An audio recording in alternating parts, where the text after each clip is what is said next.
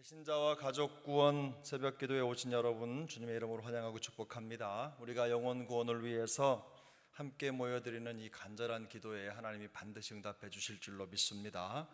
이번 한 주간 매일 새벽마다 복음이 필요한 사람들이라는 주제로 이제 말씀을 나누며 함께 기도하겠습니다. 물론 우리 모두에게 복음이 필요합니다. 하지만 우리만큼이나 복음이 필요함에도 불구하고 그 사실을 전혀 깨닫지 못한 채로 살아가고 있는 사람들이 제가 말씀드리고 싶은 복음이 필요한 사람들입니다. 우리 교회가 생명의 그물을 던져서 건져내야 할 영혼들이 참 많죠. 그 중에서도 이 복음이 필요한 5부류의 사람들을 한번 정리해보고 그걸 중심으로 생각하면서 기도에 집중하겠습니다. 그 중에 복음이 필요한 사람들, 오늘 첫 번째 시간으로 죄의 무게에 짓눌린 사람들에게 복음이 필요합니다 라는 제목으로 말씀의 은혜를 누리겠습니다. 한번 저를 따라 해보시겠습니다. 죄의 무게에 짓눌린 사람들에게 복음이 필요합니다.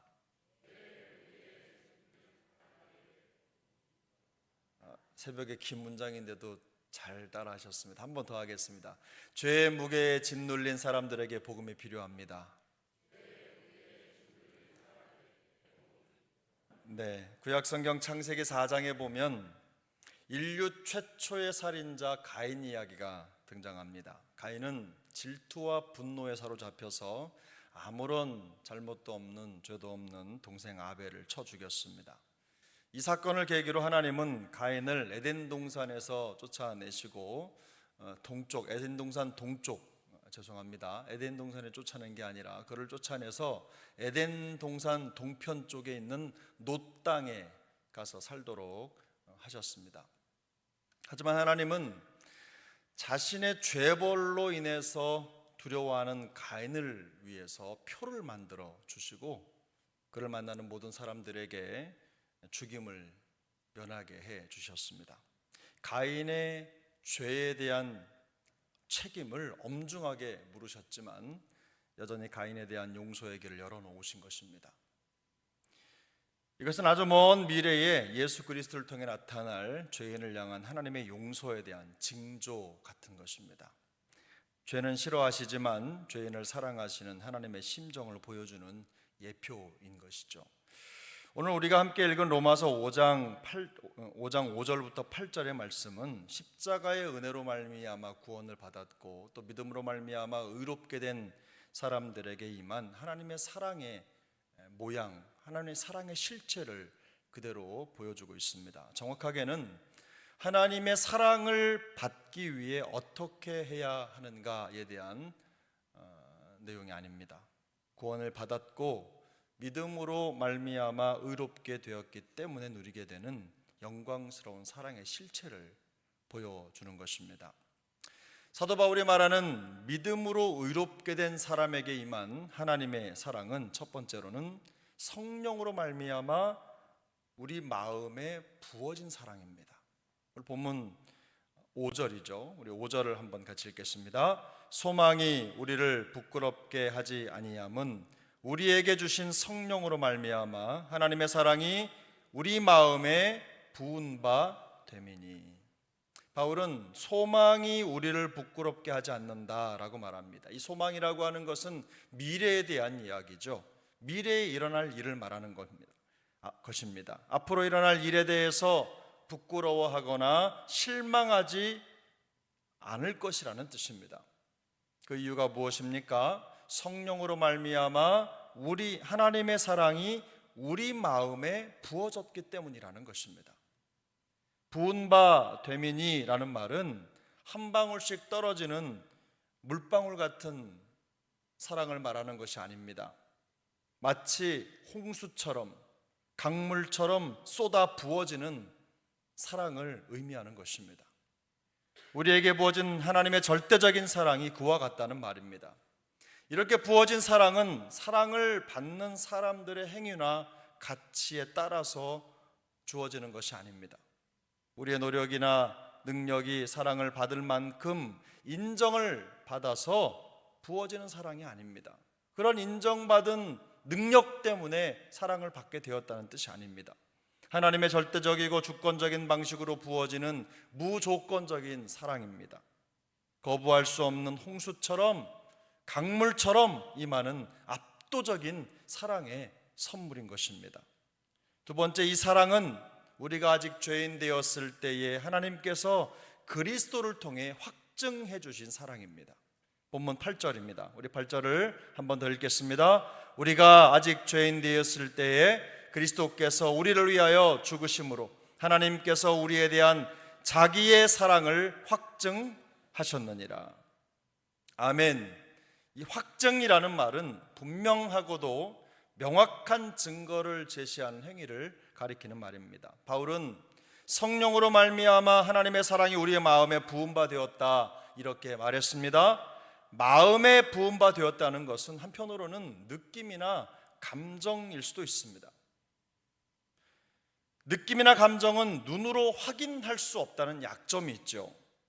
개인에 따라서 그 사랑의 깊이나 크기 혹은 그 범위를 다르게 인식할 수 있는 여지가 있습니다. 그래서 바울은 우리에게 부어진 사랑에 대해서 보다 구체적이고 확실한 증거를 제시합니다. 그것은 다름 아닌 우리를 위해서, 우리의 죄를 대속하시기 위해서 십자가에서 죽으신 예수 그리스도이십니다. 성령을 통해 우리의 마음에 홍수처럼 부어진 사랑이 예수 그리스도의 십자가 죽음이라는 분명한 증거로 나타난 사랑이라는 것을 우리에게 알려주고 있는 것입니다. 그런데 바울은 이 사랑의 증거를 말하기 전에 사랑을 받기 전 우리의 상태가 어떠했는지에 대해서 아주 치밀하고 섬세하게 진단합니다. 오늘 본문 6절을 함께 보겠습니다. 6절입니다. 6절을 우리가 아직 연약할 때에 기약대로 그리스도께서 경건하지 않은 자를 위하여 죽으셨도다. 사랑을 받기 전 우리의 상태는 첫 번째로 보면 연약했습니다. 연약하다는 말, 연약할 때 이 연약하다는 말은 우리가 아는 대로 힘이 없고 불쌍하다 이런 정도의 의미가 아닙니다. 이 말은 무능력이라는 뜻을 가진 말입니다. 무능력, 자신을 위해 아무것도 할 수 없는 완전히 무력한 상태를 말하는 것입니다. 다른 곳에서는 이 연약함이라는 말이 허물로 죽었던 이라는 말로 표현이 됐어요. 허물로 죽었던, 죄와 허물로 죽었던 이라고 할 때 그 표현이 바로 똑같은 표현입니다. 우리는 스스로를 구원하기 위해 할 수 있는 것이 아무것도 없고 완전히 무능하고 무력한 상태에 놓여 있다는 말이 바로 여기서 말하는 연약하다는 말의 의미입니다. 두 번째로는 경건하지 않았습니다. 경건하지 않다는 말은 단지 덜 영적이다라는 뜻이 아닙니다. 이것은 노골적으로 하나님을 대적하고 맹렬하게 거부하는 상태를 말합니다. 오늘 읽지는 않았지만 10절에 보면 우리가 원수 되었을 때라는 표현이 등장하는데 바로 그 원수를 의미하는 것입니다. 하나님의 뜻에 정확하게 반대 방향으로 가기를 전혀 두려워하지 않는 부패하고 원수된 우리의 특성이 경건하지 않다라는 말의 의미입니다. 세 번째로는 죄인이었습니다. 오늘 본문 8절에 보면 바울은 우리가 아직 죄인 되었을 때라고 말합니다. 이 죄인이라는 말은 하나님의 뜻에 미치지 못하는 사람들을 말합니다. 하나님의 뜻에 미치지 못할 뿐만 아니라 완전히 대놓고 죄를 즐기는 사람들을 말하는 거예요. 노골적인 사람들이죠. 할 수만 있다면 하나님을 공격하고 말씀을 파괴하려는 적대적인 성향을 가진 사람들입니다. 바로 그런 사람들이 죄인이었던 우리의 옛 모습이라는 겁니다. 다시 정리하면 하나님의 사랑이 부어지기 전 우리의 모습은 구원을 위해 아무것도 할 수 없을 만큼 무력하고 무능하며 노골적으로 죄를 먹고 마시는 처참한 상태였다는 것입니다. 그런데 그런 우리에게 성령으로 말미암아 하나님의 폭포수 같은 사랑이 부어진 것입니다. 바울은 이렇게 선포합니다. 우리가 아직 죄인 되었을 때에 그리스도께서 우리를 위하여 죽으심으로 하나님께서 우리에 대한 자기의 사랑을 확증하셨느니라. 하나님은 십자가에 걸린 예수 그리스도가 아직 죄인된 우리에게 홍수처럼 부어진 하나님의 사랑의 증거라고 말합니다. 우리가 아직 의로울 때 사랑이 부어진 것이 아닙니다. 우리가 의롭고 잘할 때 부어진 사랑이 아닙니다. 아직도 극악한 죄인이었을 때 하나님의 강물 같은 사랑이 우리에게 부어진 것입니다. 상태로 본다면 최악의 상태일 때 주님은 우리를 사랑하셨고 십자가에서 죽으심으로 우리에 대한 자기의 사랑을 확증해 주셨습니다. 우리는 죄가 깊으면 종종 이 사랑의 크기를 깨닫지 못합니다. 감정과 느낌만으로 하나님의 사랑을 계산하려 하기 때문입니다. 그러나 우리가 받은 사랑은 우리의 행위나 공로가 아니라 하나님의 절대적인 선택으로 부어진 사랑입니다. 정말로 많은 그리스도인들이 이 죄의 감정에 눌려서 십자가 사랑의 능력을 잊은 채로 살아갑니다. 교회 안에서 같이 신앙생활을 하면서도 죄의 무게가 훨씬 더 크게 느껴지는 거예요. 하나님의 사랑보다도 죄 때문에 고통스러운 시간을 보내며 살아가는 거예요. 날마다 쌓이는 죄책감을 이기지 못합니다. 그래서 좌절하며 하나님의 사랑을 의심합니다. 하나님의 홍수 같은 사랑을 받은 사람이라는 것을 확신하지 못하는 것입니다. 확신 없는 신앙생활을 연명하는 것입니다. 그러나 로마서 5장 8절은 뭐라고 말씀합니까? 우리가 아직 죄인 되었을 때에 그리스도께서 우리를 위하여 죽으심으로 하나님께서 우리에 대한 자기의 사랑을 확증하셨다고 말씀합니다. 선포입니다. 여러분 이 사실을 믿으시기 바랍니다. 우리가 여전히 죄악에서 벗어나지 못하고 있다고 하더라도 우리에게 부어진 하나님의 사랑의 깊이는 결코 낮아지지 않습니다. 어떤 상황 속에서도 예수 그리스도의 십자가로 확증된 하나님의 사랑이 성령을 통해 우리의 마음에 홍수처럼 부어주고 있다는 사실을 기억하시기를 바랍니다. 우리가 죄의 유혹을 받는다 할지라도, 욕망의 공격 앞에서 속절없이 무너지는 때에도, 혹은 거짓과 수치의 노략질에 마음을 빼앗기는 처절한 순간에도 죄인을 용서하시는 하나님의 사랑은 멈추지 않습니다. 십자가로 나타난 이 사랑의 확증이 우리로 하여금 새로운 삶을 가능하게 하는 것입니다. 이 사랑을 깨닫기만 하면 과거에 내가 어떤 모습이었든 상관없이 그 순간부터 새로운 삶을 시작할 수 있게 되는 거예요. 정말로 많은 분들이 하나님의 사랑을 받을 만한 일을 하려고 노력합니다. 여러분 교회 다니시면서 우리의 마음속에 그런 노력하잖아요. 이렇게 하면 하나님이 나를 더 사랑해 주시겠다, 더 많은 사랑을 받을 수 있겠다, 이런 마음을 가지고 신앙생활하지 않습니까? 그러면서도 여전히 사랑받기에 충분하지 않은 자신의 모습을 보면서 또 실망합니다. 어제 결단하고 마음을 다졌지만 오늘 또 실패하고 좌절하는 거예요.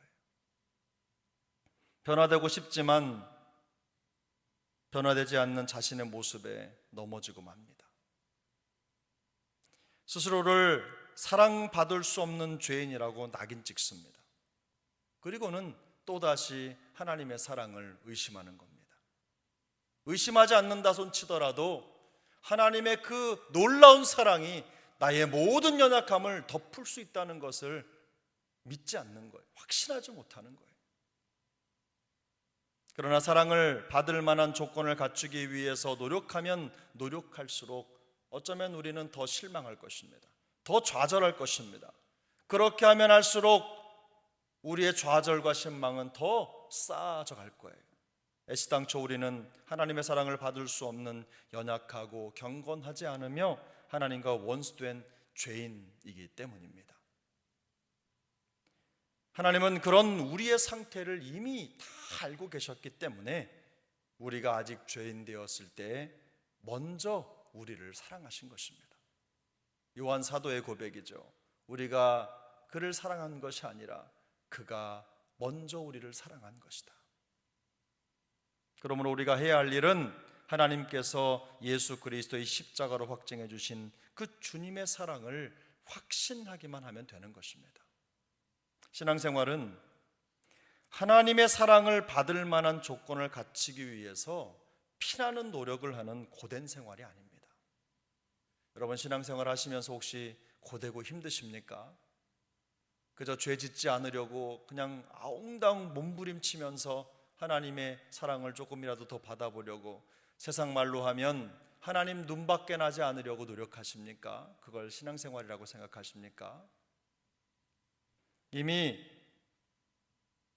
우리는 하나님의 사랑을 받았죠. 그래서 신앙생활은 하나님의 사랑을 받은 자로서 그 사랑에 합당한 자녀의 삶을 사는 것입니다. 처음부터 하나님의 사랑은 우리가 가장 최악의 죄인이었을 때 부어졌다는 사실을 잊지 마시기 바랍니다. 그리고 이제 예수 그리스도의 십자가로 증명된 그 사랑의 실체가 나에게 베풀어졌다는 것을 확신하시면 됩니다. 그리고 그 확신 가운데 이루어진 모든 것들을 믿음으로 받아들이면 되는 거예요. 믿음으로 받아들이면 되는 거예요. 그런데 한 가지 주의할 것이 있습니다.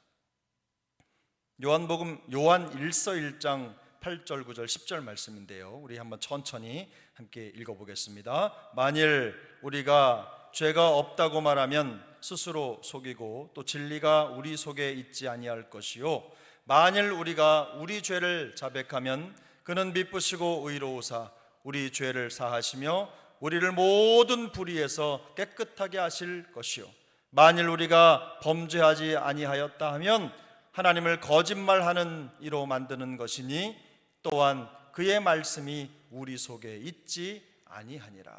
무슨 말입니까? 하나님의 사랑을 받기 위해서 더 이상 죄인이 아니어야 한다는 부담을 버리라는 말입니다. 그런 생각을 버리라는 말이에요. 오히려 우리가 죄인이라는 것을 철저하게 인정하라는 말씀입니다. 하지만 죄인이라는 것을 인정하는 것으로는 충분하지 않습니다.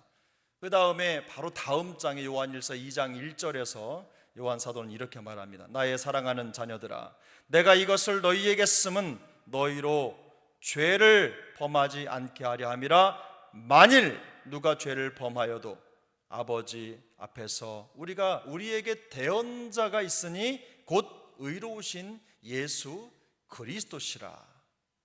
할렐루야.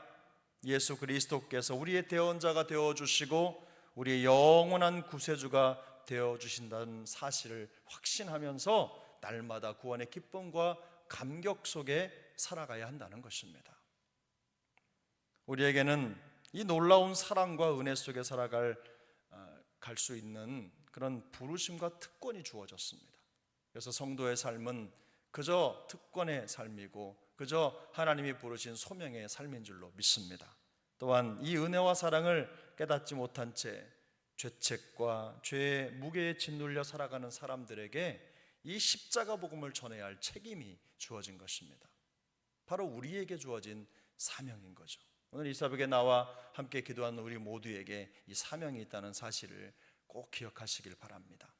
우리 세종안교회와 영가족이 던지는 그야말로 생명의 그물을 통해서 세상의 죄책감에 시달리고 죄에 짓눌린 수많은 영혼들이 그리스도께 돌아오는 놀라운 역사가 일어나게 될 줄로 믿습니다. 우리의 마음을 다해서 우리가 그렇게 주의 말씀을 들고 세상으로 나갈 때, 오늘 찬양에도 그런 것처럼 세상의 모든 사람들이 주가 필요한데, 복음이 필요한데 그들에게 누군가는 다가서서 복음을 말하고 그리스도를 알려줘야 되는 거죠. 바로 그게 우리의 사명인 겁니다. 우리가 그런 사명을 가지고 세상으로 나갈 때 수많은 영혼들이 복음의 자유와 기쁨을 누리게 될 줄로 믿습니다. 오늘 이 한 주간 동안 짧은 기간이지만 함께 기도하며 마음을 모을 때 하나님 우리 기도를 통하여 그들을 주님의 품으로 이끌어 주실 것입니다. 여러분, 우리가 기도하면요, 저는 이 기도할 때 그런 생각이 들어요. 멀리서도 마치 길을 잃어버린 캄캄한 어둠 속에 있는 한 사람이 그 등대 불빛을 바라보고 길을 찾는 것처럼 뱃사람이 어두운 바다 속에서 그 등대 불빛 하나를 보고 다시 집으로 돌아올 수 있는 것처럼 우리가 기도할 때 우리 기도가 바로 그런 등대 불빛이 되어 줄 줄로 믿습니다.